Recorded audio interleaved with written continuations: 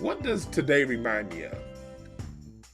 There are a lot of people out there talking about how this isn't America,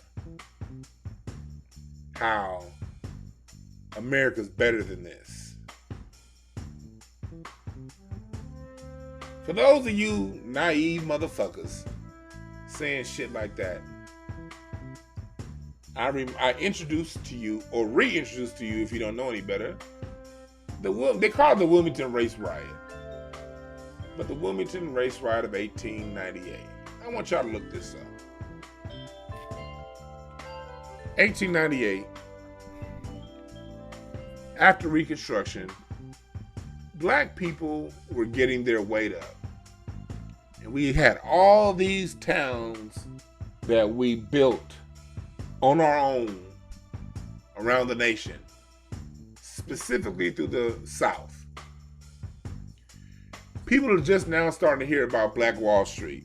But Black Wall Street that's not even the tip of the iceberg. It goes way deeper than that. And this story here in Wilmington, this is just one of many. But I'm bringing Wilmington up for a reason. What happened in Wilmington 1898? Wilmington 1898, you had a town, Wilmington, North Carolina, the place where Michael Jordan was born. You had black people running the town, black mayors, black city officials.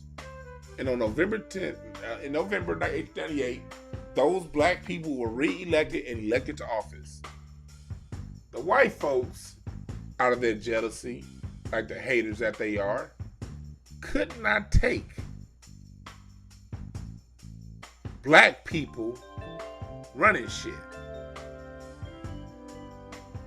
So what they did was they sent a warning that all black people must leave town, had 7 days to leave town. They didn't give them 7 days. They came down November 10th, 1898 and burned the city down.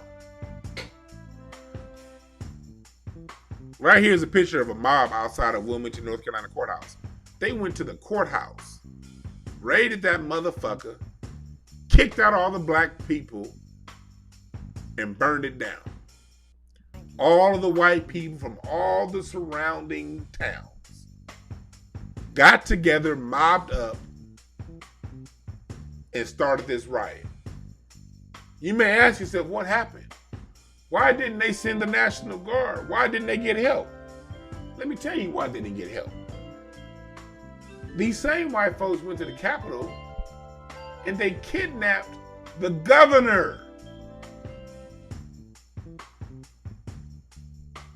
They kidnapped the governor of North Carolina so that he could not call the federal government to send federal troops down to help.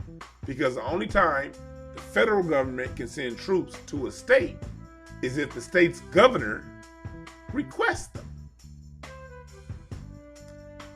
But the governor of North Carolina couldn't request the troops because he was kidnapped. While these white folks marched down to a town, kicked out the newly elected, democratically elected leadership,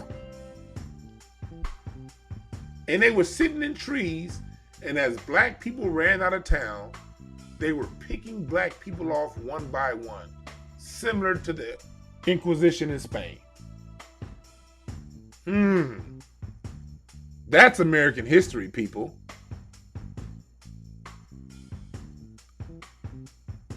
This is American history, people. What we see is these same crackers turning in on themselves.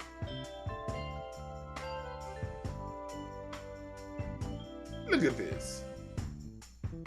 Instead of going and putting the white folks and saying, white people, you can't do that, North Carolina didn't do that.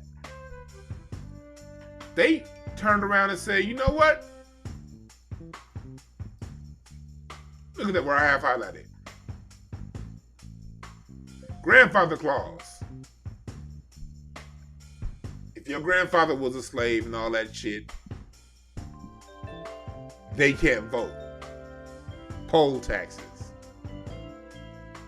They said instead of putting these white people in check, we're going to check the black people and tell the black people, okay, now you can't vote.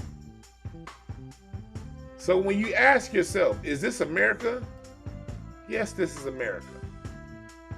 What you see on camera right here, going on in DC right now, on the Capitol building, this is, in fact, America.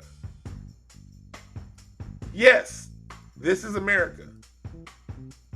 This is how America has always acted.